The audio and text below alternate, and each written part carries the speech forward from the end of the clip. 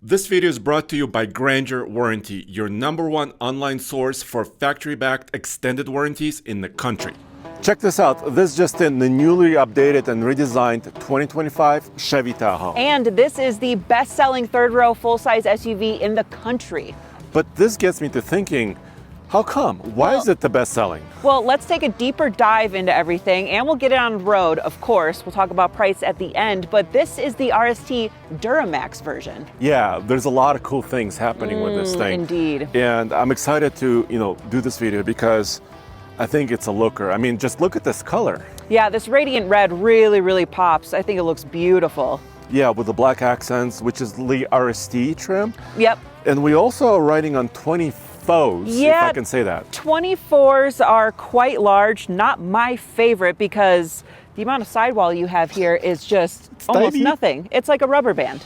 But if we look at kind of a profile view, I mean, just look at this vehicle. I've been doing this for like 13 years? A couple years. And when you see something like this would be like a concept. Right. That you saw at an auto show. And now right? it's become common.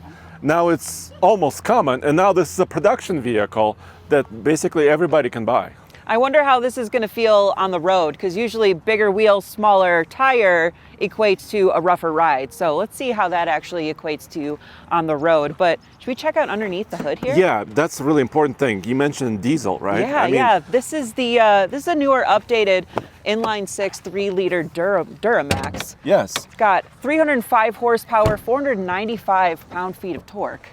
Did I pop it right? I think so. It's just me. Okay. There it is.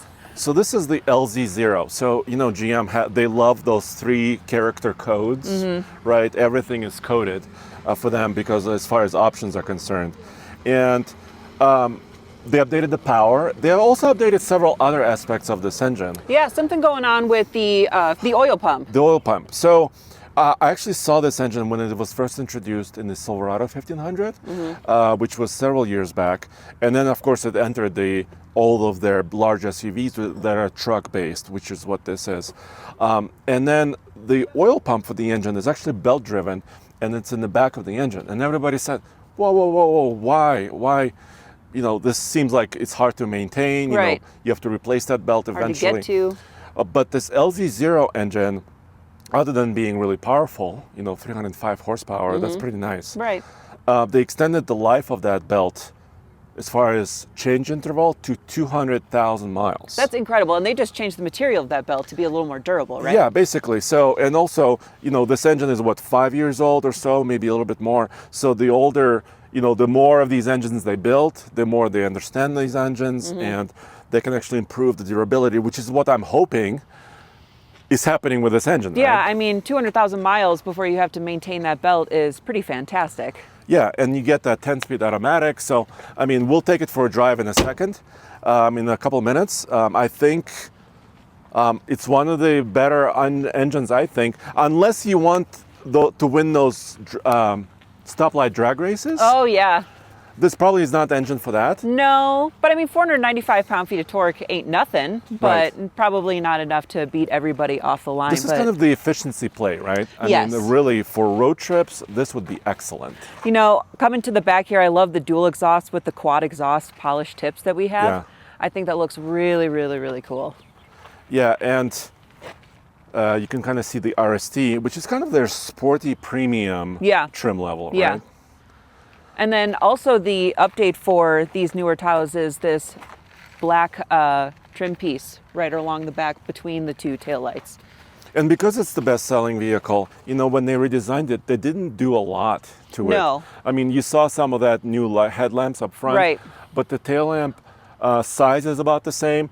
They just kind of redesigned the pattern. Right. It's a little darker, Yeah. but still LED taillights. And she can tow, but with the diesel, it's only about 8,000 pounds. Yeah, when you combine the diesel engine and four-wheel drive, it drops from like 8,400 pounds for a two-wheel drive model to about 8,000, which is actually one of the lower one in the class. Exactly. Right? We just had the Armada, and that was capable of towing up to 8,500. And then also, I just recently went on a Ford Expedition event. Yeah, that's right. And they updated that towing capability of the new Expedition to 9,600. 96. Oof. So, that's a lot. so 8,000 is one of the lower ones. But I also would wager, and I think GM and many other manufacturers talk about this, is that if you're towing over 8,000, just get a bigger pickup truck, right? Right, that's true. So it's just kind of how it goes. Yeah. Let's check the inside. If you want to protect the car you love, then check out Grainger Warranty. They are the leading online manufacturer-backed extended warranty dealer in the country. With Grainger, you can save up to $1,000 on your extended warranty and get your ride fixed with manufactured parts installed by manufacturer-trained techs. Check out GraingerWarranty.com or click on that link below. They updated the interior, Jen. So the screens, kind of the dashboard is a little bit changed. Yeah, this is a huge 17.7-inch screen with Google built in, wireless Apple CarPlay, Android Auto. It's laid out pretty nicely, and we have this black interior with the vibrant red stitching. I don't like the gloss black that we have around the cup holders because this is where you're going to toss your keys or anything like that. So this is not only going to show up dust, but all your scratches right away. But something that is pretty cool is all of the storage that comes in the Tahoe. So if we turn this on and press this button right at the top here, this is actually going to move this center console all the way back. So not only is that great for your backseat passengers, but you can place things in the center here, and we have a couple different cubbies here as well. Yeah. You could also close your door really quick because we're kind of chiming. And a lot of new vehicles love chiming.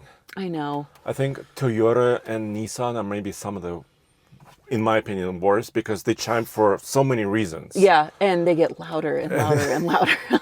But also, I can get a hold of these cup holders really easily, right? When this is pushed back towards me. Do you have any other cup holders back there? I have a couple in the doors. I can show you. So just kind of down here. Not humongous ones. You know, people talk about those, hydro flasks or Stanley cups. Yep, those giant things. Which I don't know how many of them will fit in here. Maybe you can put a Stanley. Possibly. I don't know. I don't own one, so couldn't tell you. But I do like that this is power moved. We have wireless phone charging, heated seats, heated steering wheel. No ventilated seats here, though. Yeah, and I would expect... I guess we could hint at the price. This is a bit over 80 grand, and we'll talk about the exact price in a second. But for that type of price, I'm expecting a little bit more, right? Right. Maybe ventilated seats, maybe, some other luxury features too. Exactly. But we do have a really nice big spacious panoramic roof. Which is sweet. It is about $1,500 option, so it is not cheap to have, but it does make this feel more spacious and open, and it is quite nice. And it vents and opens as well. But take a look at this. I mean, I'm a pretty large dude. I'm sitting as if this was my living room. I have tremendous amount of space. Let me move this seat all the way back and see when it gets uncomfortable for you. Just about now. Okay. But this is like all the way back. Oh, right? yeah. I mean, I wouldn't be able to drive with this with my tiny little legs. Right. So, I mean, I think this is one of the reasons why this is, the best-selling vehicle. First of all, there's a lot of choices, a lot of trim levels. Yep. You can get a slightly more affordable one. Actually, the affordability of the base model is class leading. Yeah. Because their LS two-wheel drive is like $61,195. Right, yeah. And this one, before all of its packages, comes in at about $70,000. So still not cheap by any means. Yeah, but when you compare it to competition. Exactly. Yeah, this is one of the best as far as value is concerned. Exactly, yeah. Yeah, and let me quickly climb in the back here. Oh, goodness. Appreciate you, Andre. So this has captain seats. So my knee kind of hits, a little bit here. Yeah. But look, I have headspace. My knees are not in my chest. So I think this is kind of where the Tahoe and also the Suburban, the longer wheelbase version of this, they really shine at this. And I can also, is your seat in normal position? Mine is, yeah. Let Let's see. Because we've got power folding second row Yeah. and third row seats, and you can actually power down those seats from here as well. So if I know that I need to power those down from up here, I can do that without getting out. Yeah, and now take a look at this. I mean, now I can exit really easily. This Right. seat folded. But one downside of this action is that if you had a forward-facing child seat, Oh yeah. it'll be kind of squished. Yeah. So But at least with this setup, with these second row seats, instead of having a bench seat, it is still easy to get back there. exactly, if you have a child back here, you could walk between, Yeah. attend to your child and Right. stuff like that. So really cool. I have vents here. I have lights. Very nice. I have charge ports, cup holders. Really nice. We should also take a look at the cargo area Yeah, as let's well. check that out. Pretty decent amount of space behind the third row seat underneath this floorboard. I'm gonna find just a couple things, couple little spaces Oh yeah, look at this. It's got a heater, engine block heater cable for the your diesel. Right. That's pretty neat. I want to see if we can find a place to plug this in up front. Okay. Also, the spare tire is underneath, Yep, right? we got a full-size spare. Always nice to have. Yeah, and we can fold this. And you can power fold the third and second row seats from back here too, which is really nice. And it's kind of a quick action. And we do have a seat belt kind of touching this a little bit here because the seat belts are engaged right now. But that's a lot of space. That is a lot of space. And we have a household power outlet back here too. Sweet. I mean, if you're hauling around stuff, especially whether it's people or things, this definitely has the space for it. Yeah, and also if you look at like the cubic foot volume, this is class leading. Once again, I think those are the strengths, right? The space on the inside. Yeah. Let me look really quick if I can find a place for this. And really, you wouldn't need to worry about this unless it was like far below freezing. There it is. There it is. I opened the wrong one. So basically, it's built in, so it's kind of integrated. You don't have to, climb into the engine bay or anything like that. You could just kind of plug this in and plug it into your house or garage, and then you have, your engine being maintained for temperature during that cold night. That's nice. Forgot to mention the DEF. Your diesel exhaust fluid is Oh, over here too. That is so nice because then you don't have to pop the hood and hope you don't spill it everywhere else inside the engine bay. This Yeah. is really, really nice placement. Yeah, because some of the older heavy-duty trucks in GM, that fill neck was inside the Yeah, engine bay, which it's- was not very good. No, this is way more intuitive. All right, let's go. All right, so first of all, people might be worried about the sound of the diesel. But it's so quiet, right? I think it sounds great. It doesn't sound like a big Mack truck or anything like that, but it has kind of a nice presence to it. This is a 2025 model, like we mentioned, but it does have Android Auto and Apple CarPlay. Right. So GM is doing this thing where their electrified vehicles, some of them, do no longer offer Apple CarPlay or Android Auto, Right. but these ones do. But Andre, let's talk about what this diesel version of the Tahoe also does not offer. Well, I'm looking at your steering wheel. Yeah. And this is the thing we found. Uh-huh. It has no Super Cruise. And we even checked some of the other diesel models through Chevy. Still don't offer Super Cruise. Yeah, and I think this is almost like a marketing choice on the GM side, because my buddy just bought a GMC, a brand new 2025 Yukon diesel, 3-liter, and it has Super Cruise. So GMC offers it. So it's not like a mechanical limitation, right? No. It's not a technological limitation. Right. It's like a selection of which trim, which manufacturer you're buying from. How odd. It is odd. Because for over 80 grand for this particular model, I kind of would like, some assistance on the road trip. Exactly. I mean, it does have adaptive cruise control, but having some of the other features that Super Cruise offers would have been really nice, especially at this price point. Exactly. So that was the weird thing, I think, was surprised both of us, right? Yeah. But I have to say, even on 24s with tiny little rubber band tires, I mean, this has adaptive air ride suspension, it has magnetic ride control. This is a very smooth, comfortable ride. I am impressed. Like, we're going over this bridge, soaked it right up. Soaked it right up. And I think, so I was fortunate. I went to the initial debut event of this. Yeah. They had both Suburbans and Tahoes, and they had the 24-inch options for a lot of them. Right. And I almost felt like I drove one Tahoe with 24s, and it felt a little bit more jarring than the big Suburban. And I thought it was the longer wheelbase that made it a little bit nicer. Right. But I think it's this combination of air ride and magnetic control. That makes total sense. Yeah, because it's adjustable too. Right. Right. Yeah. Yeah, this is a very quiet cabin, very comfortable. The steering wheel feels pretty heavy, which is kind of what I would want. I could definitely see going on road trips galore and being very comfortable because these seats are very comfortable as well. Yeah. And the headrest is a little hard, but like, it's not like you're putting your head back all the time. No. But the headrest is a little hard.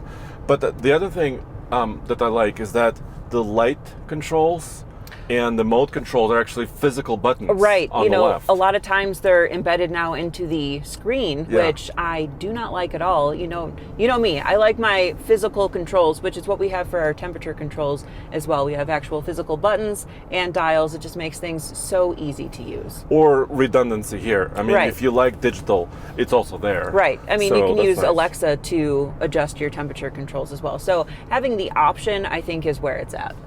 Yeah, I like that. I can actually decrease this temperature for me. But yeah, a lot of, pretty good storage. A lot of cool things going on here.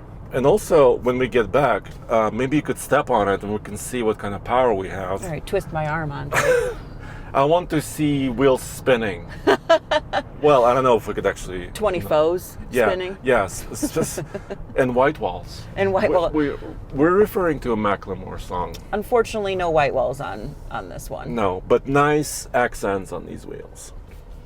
All right, I'm going to do a little U-ey right here. Oh, this is a test of a turning radius Yeah. and turning diameter. Let's see what we got here.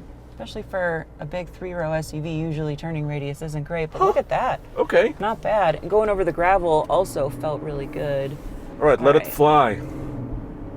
A little bit of lag there. All right. Not bad. No, it's... Like I said, you're not going to win a lot of stoplight drag races. It's not exhilarating, I would say, but it certainly wouldn't make me feel nervous on an on-ramp. But here's the positive of this. This has, I believe, the gasoline versions of the Tahoe has 24-gallon tanks. Uh-huh. I think this fuel tank is a little bit smaller because of also DEF system. Right. That's in there.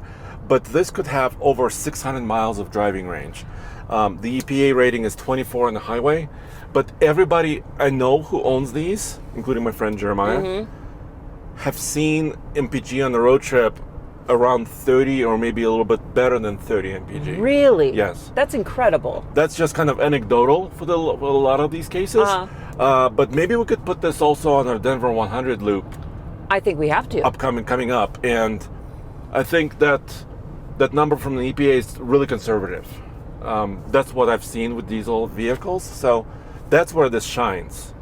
Maybe not, winning acceleration tests, but winning the road trip. Well, you can't have all of it, but typically if you're in the market for something like this, a big full-size 3-row SUV, it's usually because it's going to be your family hauler, right? Yeah. And MPG is going to be something that you really need to be mindful of, especially for road trips. You know, this is I don't know. I see where this could be, and why this is the best seller in the country. Exactly. And we talked about towing already, and that's not the class leading number, but still that allows you to bring maybe a boat to the lake. Yeah. It allows you to bring a camping trailer, maybe not the humongous one. No, but a sizable one. Right. I mean, 8,000 pounds isn't nothing. Right. It's not like 3,000 pounds or anything like that. So no, it may not be the class leader like you said, but it's still a decent tow capacity. Yeah, and also it'll be more efficient than a gasoline engine towing that load. Exactly. Right, so because it does have that capacity. And I'm really surprised by this ride. I mean, I was thinking it'll be a little bit more jarring. Yeah. This is nice. I thought it was going to be a lot bumpier because I do not like big wheels. When I see 24s, all I think of is it's going to be a terrible ride. Not only the ride quality, but think about potholes. You know, Uh-huh. the instances that you can have bubbles on your tires, or bent, or even worse, cracked wheels from bad potholes. But that might still happen. I mean, we didn't encounter humongous potholes just No. now, but you have to be mindful of that. You have to be mindful, Yeah. but the ride, at least, is kind of what I was expecting to be a little more on the poor side. But at least the ride is actually quite comfortable. Sweet. All right, well, we need to go wrap this up because we need to basically get the final price in here. All right, Andre, so what is this best-selling full-size 3-row SUV going to cost you? Well, this particular one, the way you see here, is $82,930. Shoo! Which is almost 83. Yeah. Right? This includes $19.95 destination charge.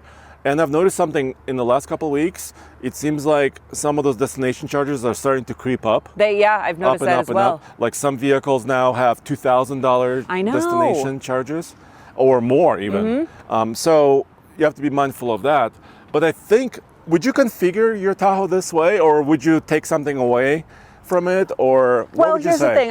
I know I wouldn't do the 24s. Even Okay. though they still ride nice where I live in a gravel neighborhood, so I definitely don't want 24s. And I do find myself maybe not so much off-roading, but at least off the pavement quite often. Yeah. So that is one thing, one option I wouldn't go for, but I do like the RST. Diesel, I'm not sure because I don't tow so much, so I may not need that towing capacity, you know, that extra torque. And the efficiency maybe, because you're not pulling trailers. Right, exactly. Yeah. So I don't know that it would be exactly this modifications, but what about you? I think, first of all, I love this color. Oh, yeah. I love the RST. The 24s are tempting, but they could be pricey. Yeah. And also replacing those tires. Oh, goodness. I mean, Right. this 24-inch wheel and tire option is over $2,200. Yeah, this is a 285/40 R24. So I think as much as I love the look, you know, the concept car look, I probably wouldn't choose 24s. I might skip the panoramic roof too. Yeah. I usually, when the vehicle has it, I usually don't use it that much. So I think you could actually shrink that price down a little bit. Absolutely. But I really love the ride. Yeah, and So I think I would keep the air ride. one other thing though is another reason I wouldn't go with the diesel is you don't get that Super Cruise. I know. What is? Yeah, I don't know. What is I don't the deal understand with that? And I know some people might say, "Oh, who cares? You don't need Super Cruise. You know, we've been driving for decades without it."